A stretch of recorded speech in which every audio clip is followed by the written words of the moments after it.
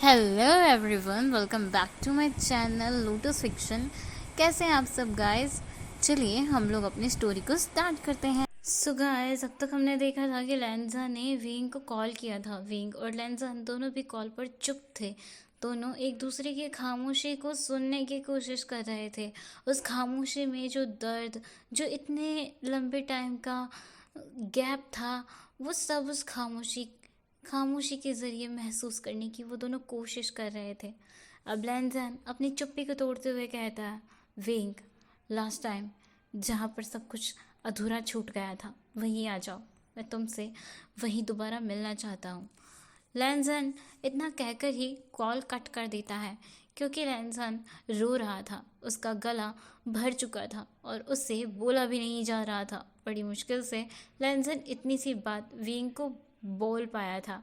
Wing वो भी लैंसन की इतनी बात सुनकर ही फ़ोन को पकड़े हुए अपने रूम से बाहर निकल गया था। वो अपने घर से बाहर निकल रहा था। चेंग ने विंग को ऐसे दौड़ कर लिया था, इसीलिए चेंग विंग से कहता है, विंग कहाँ जा रहे हो तुम इतनी रात को? तो विंग कहता है, गगा, मुझे लैंसन से मिलने जाना है, अभी वो मेरा इंतज़ार कर रहा है, वो वहीं आ रहा है। चेंग को पहले समझ नहीं आता, पर फिर उन्हें थोड़ी देर बाद समझ आ जाता है कि विंग कहाँ जाने की बात कर रहा है। शायद विंग ने डायरी पूरी पढ़ ली है, इसलिए चेंग कहता है, विंग, रात के 3 बज रहे हैं, मैं तुम्हें लेकर चलता हूँ, मेरे साथ चलो। असल में जब लैंजा ने फ़ोन किया था तो रात के 3 बज रहे थे और विंग इतनी रात को लैंजा से मिलने के लिए अकेला जा रहा था, जो उसके लिए सेफ नहीं होने वाला था। लैंजन वो भी उसी कंडीशन में अपने रूम से निकलकर जाने लगता है, तो शिचान उसका हाथ पकड़कर उसे रोकते हुए कहते हैं, लैंजन, ऐसे इतनी रात में इस हालत में तुम अकेले नहीं जा सकते, मैं भी तुम्हारे साथ चलूँगा। लैंजन मना तो करना चाहता था, पर शिचैन उसकी एक बात नहीं सुनते। इसीलिए लैंजन शिचैन को अपने साथ लेकर जाता है। उस तरफ से वेंग को जियांग चैंग और लैन मैंशन से शिचैन लैंजन को लेकर घर से निकलते हैं। लैंजन और विंग 8 सालों के बाद उसी पार्क में फिर से मिलने वाले थे, जहाँ पर उनकी स्टोरी अधूरी रह गई थी। शिचान वो फील कर पा रहे थे। कार में भी लैंजन रो रहा था। वो लैंजन को ऐसे देखकर बहुत उदास हो गए थे। अब उसी पार्क में सीन शिफ्ट करके हमें दिखाया जाता है। लैंजन और विंग जब दोनों उस पार्क में पहुंचे थे तो सुबह के 6 बज रहे थे। सनराइज होने वाला था। उस पार्क में आज भी कुछ नहीं बदला था। वो दोनों उसी बेंच के पास मिलते हैं जहाँ उन्होंने अपना लास्ट टाइम बिताया था, लास्ट लाइफ का लास्ट डे। दोनों एक दूसरे को मिलते ही हग कर लेते हैं और रोने लगते हैं। परसों के बिछड़े आज मिल रहे थे। प्यार की तड़प दोनों में थी। दोनों बार बार एक दूसरे के फेस को टच करके एक दूसरे को देख रहे थे, महसूस कर रहे थे, एक दूसरे को अच्छे से चेक कर रहे थे कि ये दोनों वही हैं। वो एक दूसरे को कसकर हक कर रहे थे। लैंजन विंग के पूरे फेस पर किसेस करने लगा था और विंग भी लैंजन को बार बार हक कर रहा था, अपने दोनों हाथों से उसके फेस को टच कर रहा था, उसके फॉरहेड पर किस कर रहा था। और वो दोनों को याद आ रहा था लास्ट टाइम इस जगह क्या क्या नहीं हुआ उनके साथ। वांग जी जब रो कर थक चुका था और विंग वो भी थक गया था। दोनों जब एक दूसरे से लगे हुए थे तो वांग जी को कुछ याद आता है और वो विंग को खुद से दूर करता है और फिर वो विंग को एक थप्पड़ मारता है। विंग जैसे जैसे ही थप्पड़ पड़ा था वो अपने गाल को पकड़कर सहलाने लगा था और वो खड़ा हो गया था। वांग जी भी खड़ा होता है और कहता है, पागल लड़के, तुमने ऐसा क्यों किया था? हाँ, बोलो, क्यों किया था? क्या किया था तुमने? तुम क्यों चले गए थे?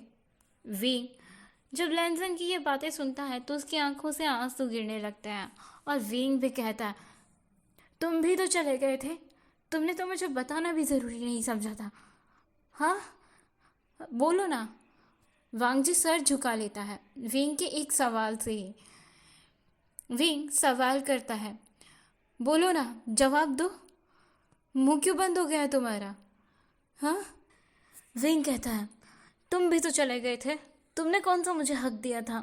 हाँ, बोलो, क्या तुमने मुझे हक दिया था? तुम भी तो मुझे बिना बताए चले गए थे। बोलो ना। वांग जी अपना सर झुका लेता है और विंग फिर से सवाल करता है, बोलो ना, जवाब दो। मुंह क्यों बंद हो गया है तुम्हारा? तुमने तो मुझे हक तक नहीं दिया कि मैं ये जान सकूं कि तुम मुझसे प्यार करती हो। हाँ वांग जी। वांग जी कहता है, सॉरी विंग, मैं तुमको उस दर्द में नहीं देखना चाहता था। मैं नहीं चाहता था कि मेरे जाने के बाद तुम उस दर्द में रहो। विंग कहता है, अगर तुम इतना सब जानते थे तो तुमने ये कैसे सोच लिया था कि तुम्हारे बिना मैं जिंदा रहूँगा, मैं खुश रह सकूँगा तुम्हारे बिना? हाँ, ये ज़िंदगी कुछ नहीं थी वांग जी, न तुम्हारे बिना हो सकती थी। मैं मर के भी साथ रहना चाहता था तुम्हारे, और तुमने सोच लिया मैं तुम्हारे बिना जीऊँगा। तुम्हारा ऐसा कैसे पीछा छोड़ देता? तुम्हें क्या लगता है इतना आसान है मुझसे पीछा छुड़ाना? देखो देखो, गॉड ने भी हम दोनों को फिर से मिला दिया। सारी बातें याद करते हुए वो दोनों फिर से उस बेंच पर बैठ गए थे और वांग जी विंग के लैप में अपना सर रख लेता है। विंग उसके बालों को सहला रहा था। विंग कहता है हंसकर, वांग जी, वो सॉन्ग याद है अभी तुम्हें? मैं एक बार फिर से सुनना चाहता हूँ, प्लीज़ वांग जी, मुझे वो सॉन्ग फिर से सुनाओगे? वांग जी उठ जाता है और विंग से कहता है, सुनाऊंगा, ज़रूर सुनाऊंगा। विंग कहता है, उस सॉन्ग का नाम क्या था? तुमने मुझे उस सॉन्ग का नाम नहीं बताया। तो वांग जी हल्का सा मुस्कुरा कर कहता है, वांगशन। विंग कहता है, वांगशन, और आंग जी की तरफ अपने आइज़ को तिरछी करके देखते हुए जैसे उससे सवाल पूछ रहा हो, वांगशन मतलब क्या? वांग जी विंग के आंखों का इशारा समझ गया था, इसीलिए वो कहता है, वांगशन। वांग जी और वी वूशियान को उसको मिलाकर रखा था। विंग मुस्कुराता है। वांग जी फिर से अब उस सॉन्ग को गाने लगता है विंग के लिए, और विंग सुनते हुए अपनी आइज़ बंद कर लेता है, और इस बार विंग वांग जी के लैप में लेट गया था।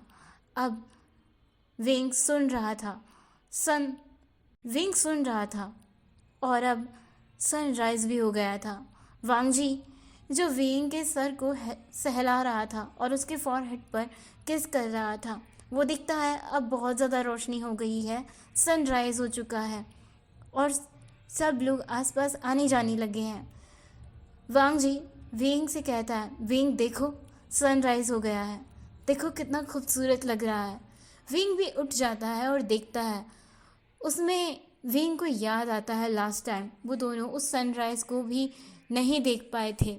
दोनों एक दूसरे के एक दूसरे दोनों नहीं देख पाए थे। दोनों एक प्यारा सा किस करते हैं। उन दोनों को देखकर शिचैन और जियांग चैंग भी खुश हो रहे थे। शिचैन और जियांग चैंग वहीं उस पार्क में एक दूसरे बेंच पर बैठे हुए थे और उन दोनों को अपने सामने मिलता हुआ देख रहे थे। उन दोनों को देखकर शिचैन और जियांग चैंग वो दोनों भी आपस में एक किस करते हैं। काफ़ी देर बाद जाके जियांग चैंग और शिचैन उन दोनों के करीब, उन दोनों के पास चले जाते हैं। बू! वांग जी और विंग को वो डराते हैं। वांग जी और विंग अलग होते हैं, दोनों डर गए थे। शिचैन और चैंग हंसने लगते हैं। शिचैन कहता है, चलो भी, अब तुम दोनों का मिलना मिलाना हो गया हो तो सारा दिन पड़ा है, फिर से मिल लेना। सेट पर अभी फिल्म बाकी है मेरे दोस्तों। और फिर सब लोग अपने अपने घर चले जाते हैं। वांग जी और विंग जाना नहीं चाहते थे। दोनों एक दूसरे के हाथ को बहुत धीरे धीरे स्लो मोशन में छोड़ रहे थे। जियांग चैंग और शिचैन दोनों एक दूसरे की तरफ देखकर आंख मार रहे थे और हंस रहे थे। अब जियांग चैंग विंग का और शिचैन लैनसन के शोल्डर को पकड़ते हैं और उन्हें दौड़ाते हुए अपने साथ ले जाने लगते हैं अपनी अपनी गाड़ियों की तरफ। शिचैन और जियांग चैंग दोनों हंस रहे थे, लेकिन वांग जी और विंग दोनों मुंह बना रहे थे, बच्चों की तरह पाउटी फेस बना रहे थे, मानो जैसे छोटे बच्चे से किसी ने उसकी कुरकुरे या टॉफ़ी छीन ली हो। वैसे वांग जी और विंग के खट्टे खट्टे मुंह बन रहे थे। दोनों अजीब अजीब एक्सप्रेशन दे रहे थे। विंग तो इतना ज़्यादा अजीब मुंह बनाकर बैठा था कि जियांग चैंग की हंसी रुक ही नहीं रही थी। अब इसके बाद हमें सीन शिफ्ट करके दिखाया जाता है। कुछ देर के बाद विंग और वांगजी अपने अपने घर पर थे। दोनों रेडी हो रहे थे। दोनों भी रेडी हो जाने के बाद अपने घर से निकलते हैं। अब ऐसे ही कुछ टाइम बीतता है। सेट पर कुछ मंथ तक इनकी मूवी की शूटिंग चलती है और घर में भी अब सब लोगों को एक एक करके सच बता दिया जाता है।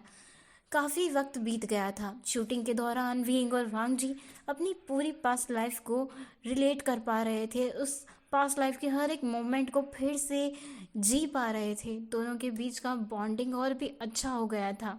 दोनों एक दूसरे के प्यार में और ज़्यादा गिर गए थे। दोनों का प्यार बहुत गहरा होते जा रहा था और सेट पर अब लोगों को ये चीज़ महसूस होने लगी थी कि फिल्म के एक्टर्स लैंसन और विंग आपस में डेट कर रहे हैं। और उन्होंने इस चीज़ को छुपाने की कोशिश भी नहीं की थी। पब्लिकली वो दोनों एक दूसरे के साथ फ्लर्ट करते थे और एक दूसरे को एडमायर करते थे, डेट करते थे। उन दोनों को किसी चीज़ की परवाह नहीं थी, ना ही किसी फैंडम की और ना ही पब्लिसिटी की। उन्हें बस ये फिल्म शूट करनी थी। इसके बाद उन दोनों ने सोच लिया था अगर फिल्म ना भी मिली तो उन दोनों के पास अच्छे खासी ग्रेजुएशंस हैं, वो अपने अपने बिजनेस स्टार्ट करेंगे। घर में जब सब लोगों को पता चला था सच, तो झटके पे झटके लगे थे। पर क्योंकि जियांग फैमिली सब कुछ नहीं जानती थी, पर लैन फैमिली में लैनचरन और वही चांग से थे जो सच जानते थे, इसलिए उनके कहने पर सब लोग मान गए थे।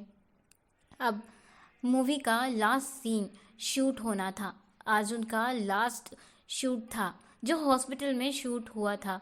सचान ने अब मूवी का एंडिंग चेंज कर दिया था। इस बार मूवी के वांगजी को ऑपरेशन दिखाया गया था जिसमें वांगजी को ठीक होता हुआ दिखाया जा रहा था।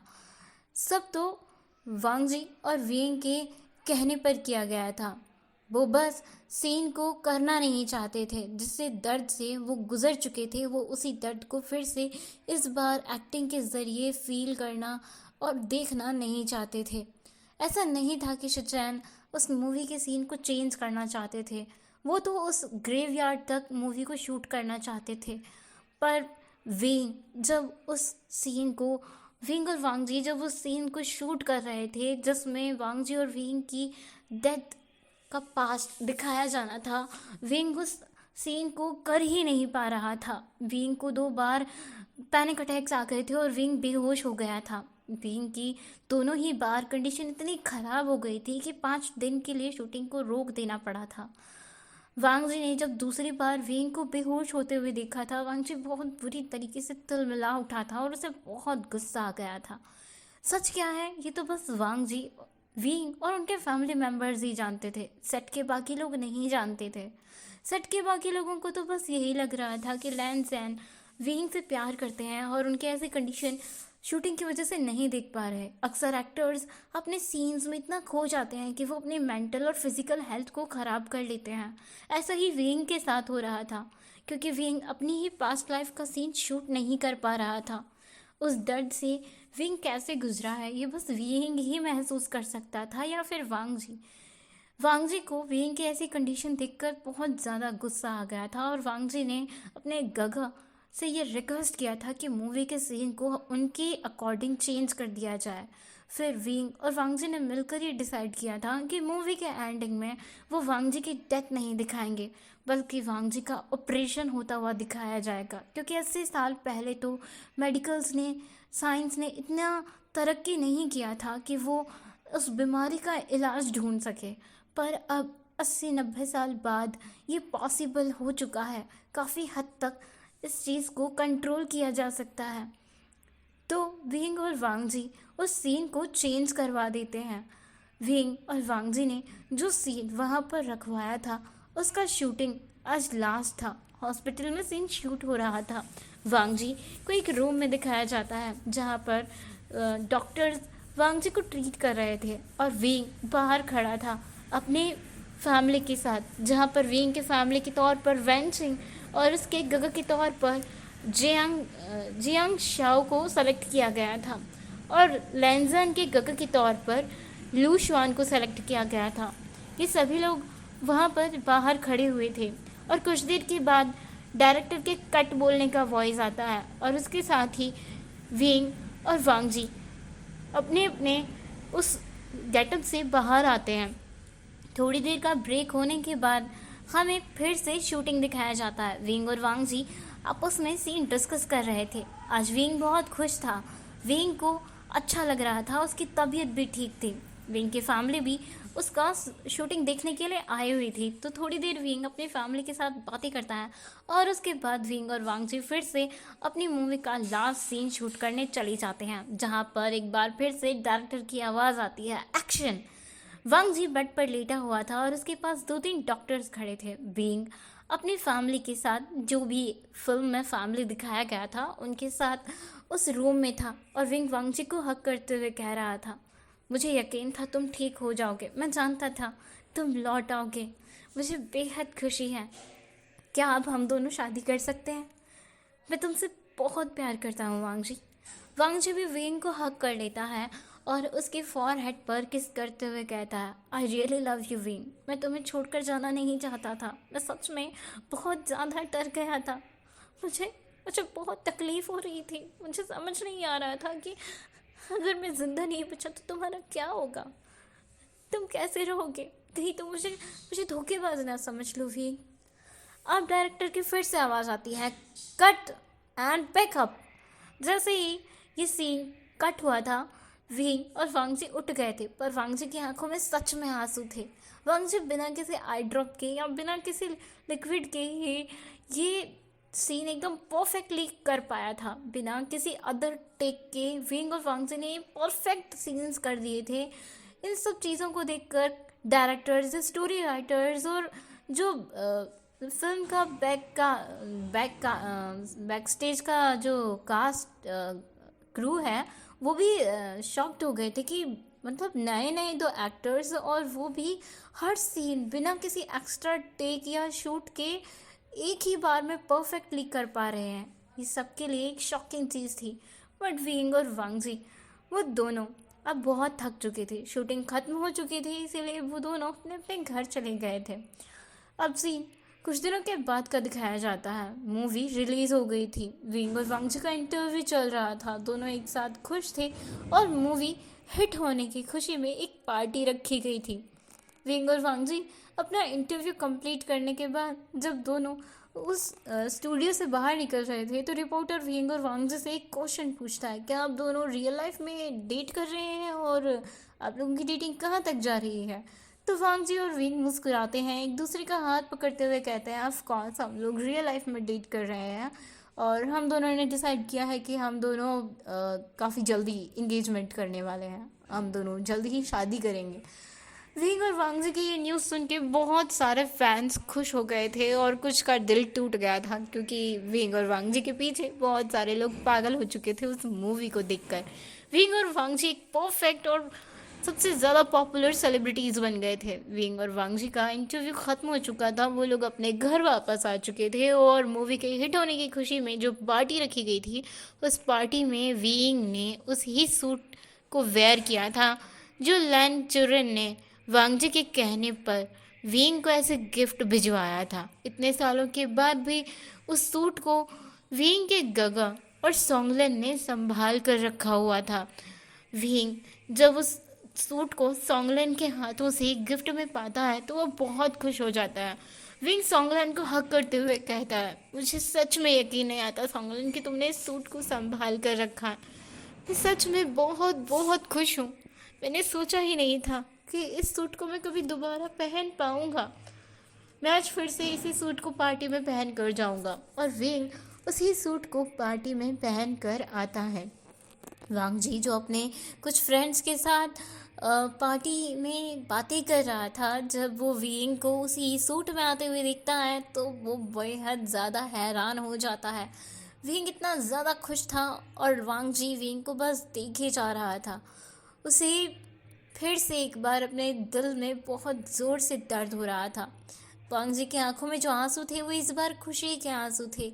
इस बार वांग जी को दर्द जो हो रहा था वो प्यार का दर्द था, किसी से दूर होने का, अपने प्यार से दूर होने का दर्द नहीं था। वांग जी जाकर विंग को हग कर लेता है।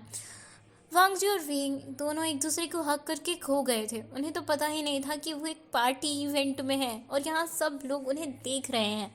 सब लोग उन्हें देखकर मुस्कुरा रहे थे, खुश हो रहे थे। अब वेंग और वांगजी जो अलग होते हैं तो लैन चुरन और वे चांग से दोनों ही पार्टी में सबके सामने ये अनाउंस करते हैं कि नेक्स्ट वीक ही विंग और वांगजी की इंगेजमेंट है और साथ में जियांग चैंग और लैन शुचैन की इंगेजमेंट डेट भी फिक्स कर दी जाती है। विंग, वांगजी, जियांग चैंग और लैन शुचैन चारों शॉक्ड हो गए थे कि नेक्स्ट वीक में ही इंगेजमेंट, ये सब कुछ होगा कैसे, तैयारी कब होगी, कैसे होगी। विंग, वांगजी, लैन शुचैन और जियांग चैंग चारों बहुत सारे सवाल पूछना चाहते थे, पर अंकल चिरन ग्रैंडपा चिरन और वे चांग से उन दोनों ने उन चारों के मुंह को बंद कर दिया था और एक ही बार में उन्हें जवाब दे दिया था कि सारा अरेंजमेंट हम लोग देख लेंगे, तुम लोग बस अपना शॉपिंग करो, घूमो फिरो और रेडी रहो शादी के लिए। हम लोग बिल्कुल भी नहीं चाहते कि इस बार कुछ भी प्रॉब्लम आ जाए। और उसके बाद सब लोग पार्टी को एंजॉय करते हैं। विंग, वांगजी, लन शुचैन और जियांग चैंग साथ में डांस करते हैं, कपल डांस करते हैं और पूरी पार्टी की नज़रें बस उन्हीं पर थी। विंग और वांगजी दोनों डांस करते हुए बहुत खुश थे और दोनों एक दूसरे से बातें कर रहे थे। अब एक वीक के बाद विंग और वांगजी की इंगेजमेंट वाली डे भी आ जाता है। विंग और वांगजी के साथ साथ जियांग चैंग और लैन शुचैन की इंगेजमेंट भी हो गई थी। चारों के चारों बहुत खुश थे। विंग और वांगजी एक दूसरे को चुपके से किस करते हैं, वो भी छोटा सा, पर वो किस सबकी नज़रों से चूकता नहीं है। सब लोग उन दोनों को ऐसे देख लेते हैं। वहीं लैन शुचैन और जियांग चैंग दोनों शर्मा रहे थे सबके सामने इस तरीके से बिहेव करने से। सो गाइस, ये था स्टोरी का लास्ट पार्ट। आई होप कि आप सभी को ये स्टोरी अच्छा लगा हो। जिन्होंने भी बाकी के प्रीवियस पार्ट्स को नहीं देखा है वो सब जाकर स्टोरी के बाकी के पार्ट्स को सुने और मुझे कमेंट करके बताएं कि आप लोगों को स्टोरी कैसा लगा। Thank you so much Farzana कि आपने ये स्टोरी मुझे एक्सप्लेन करने के लिए दिया। गाइस, मिलेंगे जल्दी ही एक नए फैन फिक्शन के साथ। Bye bye.